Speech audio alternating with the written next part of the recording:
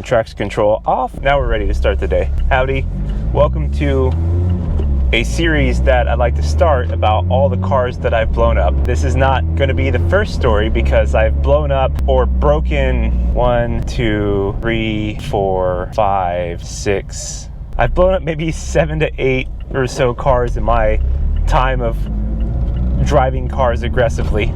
The first car that I inherited as a high schooler was a 195,000 mile 1996 green Saturn SL1. First of all, they don't even make Saturns anymore. And that's sad because Saturn was this no frills, no BS company. I recall going into the dealership, and back then the dealership was this magical place to me where it smelled like popcorn. They had the popcorn machine. You can go run around and look at all the cars and touch all the cars. As a kid, you don't know any better. Saturn is one of these companies to where you go in and you can get like a base model, like stick shift. You have to pay for an upgrade of automatic. You have to pay for AC. If you had to pay for like floor mats, there was like a pick and choose what you could pay for, and that's pretty much what the price was. It's almost like a CarMax model, but you're getting a new car, and that's Saturn. Simplistic. You get an Econo box type of car. They had a few fun, cool cars towards the end of its life cycle, and they did change the model, but back in the 90s, this is what it was. I inherited this car that my parents had since new,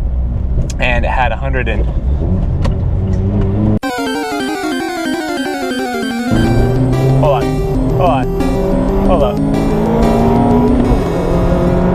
Hold up, sorry. A red RF just flew by me. We have to go. I can't roll down the window. I'm recording right now. What up, boy? Sidetrack, there is another RF Miata that is way more modified than mine that runs around here. Sorry you guys didn't get to see that, but I had to go say what's up to my boy. I'm pretty sure it's turboed too. You could check his profile out. It's small boy. Saturn's take was, it's a car. Here you go. Do you want some more car? Yes, buy more car. Anyway, so I inherited a 96 SL1 was the model, which was kind of the really entry model of Saturn. 98 horsepower, probably could get like well over 35 miles per gallon, maybe even more. So this Saturn is the first car that I learned manual on, and I almost gave up. And what I mean by that is my mom almost gave up, because in order to teach me how to drive a manual car, my mom would literally just take me out to a really hilly area and would end up just saying, here you go, this is how you drive a manual. 1, 2, 3, 4, 5. That was it. Meanwhile, while I'm sitting there bucking around, getting pissed off, struggling, my mom would be laughing her ass off, saying she's gonna piss her pants the whole time. I gotta bust out the blue blockers. I was so mad. Eventually, I did get it. My mom told me as I got it that she was pretty much going to sell that car and try to get me some sort of automatic Acura, which I would have been cool with, but I'm so glad that she kind of forced me to do it, because my mom is the reason why I am the way I am in terms of a car enthusiast. It's not for my dad. My mother was the one that had, you know, a 1993 240SX growing up, and used to have me shift as a kid sitting over there, you know, okay, put it in second gear, okay, third, and I would sit here and left-hand shift. So I basically learned how to drive on a JDM stick shift before driving an American left-hand drive car. There was one time where we just did a Costco run, and you have this 98 horsepower Saturn. I didn't know any better, but we loaded that up with all of this shit from Costco. Don't know that weight is a huge factor. We get to the stoplight. I am first in line, and if fear as a new driver of a stick shift is being first in line in front of people and stalling it out, and that's exactly what I did. Gosh, here we go. The old morning rush. Thank you. Come on, guys.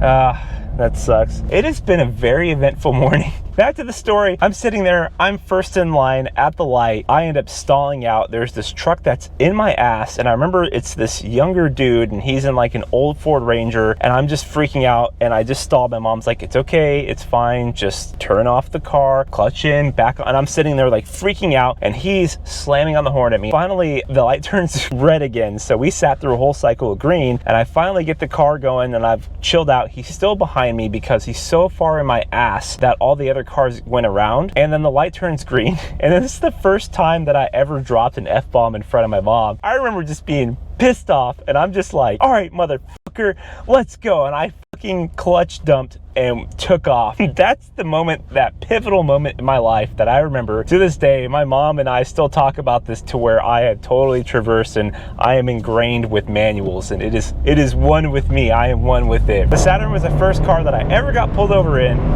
by a Texas State Trooper, which, if you know anything about Texas State Trooper, they are the hard asses, the cowboy hat wearing, crazy guys that are just like super law, Judge Dredd type dudes. What's up, bro?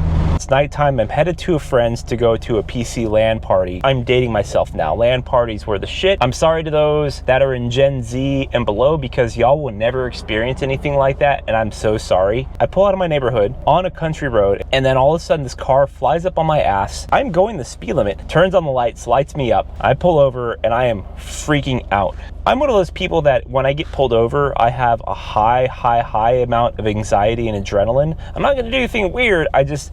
It just gets me to where I get the shakes. And I think this is why, because this cop was so rude to me, because I didn't have a front license plate on the car, because my mother had hit a possum or something, she said, about a month before, and it took off the front license plate. That's why he pulled me over, even though he was behind me. I think he was just pulling me over just to pull me over, just to mess with me, because that's sometimes what they do. And that's the first car I ever got pulled over in by a Texas State Trooper. I have not been pulled over by a Texas State Trooper since, knock on glass, and hopefully that will not happen again. Mind y'all, I only had this car for maybe a year.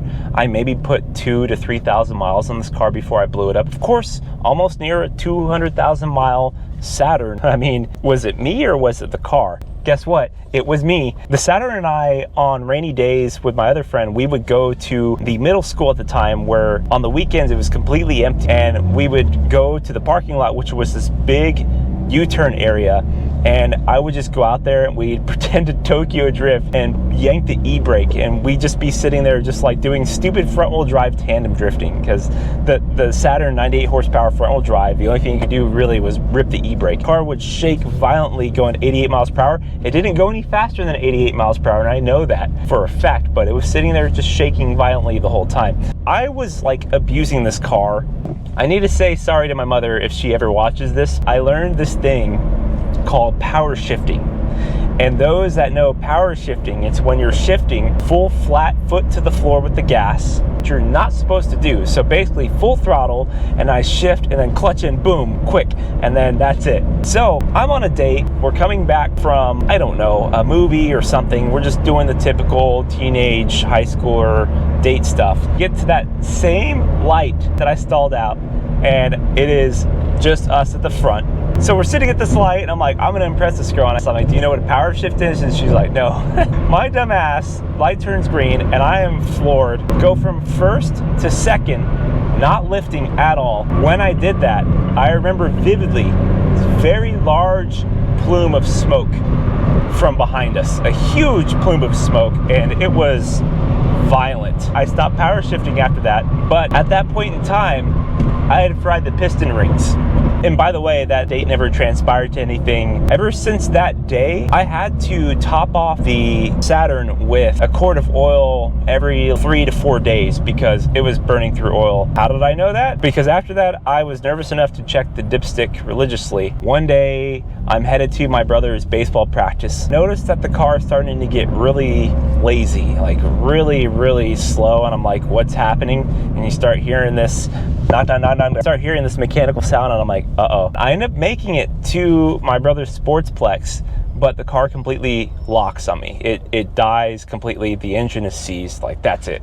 game over, man. We ended up towing it back to the house, couldn't salvage it, wouldn't start, and it probably would have cost a lot of money to get that car going. We ended up scrapping it out for $600. If anyone ever has a green Saturn SL1 sitting in their driveway or junkyard or whatever, and the roof has a bunch of staples because the roof was sagging, so my solution to the sagging roof as a kid was get some staples and just staple up and make some funny designs, such as, you know, the typical phallic things that young men staple up there, and a bunch of just ridiculous curse words.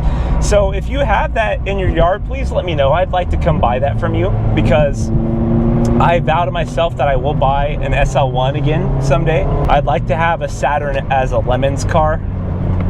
Wow, you are like full stop. What the hell? You ever just have anyone out of nowhere just stop right in front of you and have to turn 3 lanes over?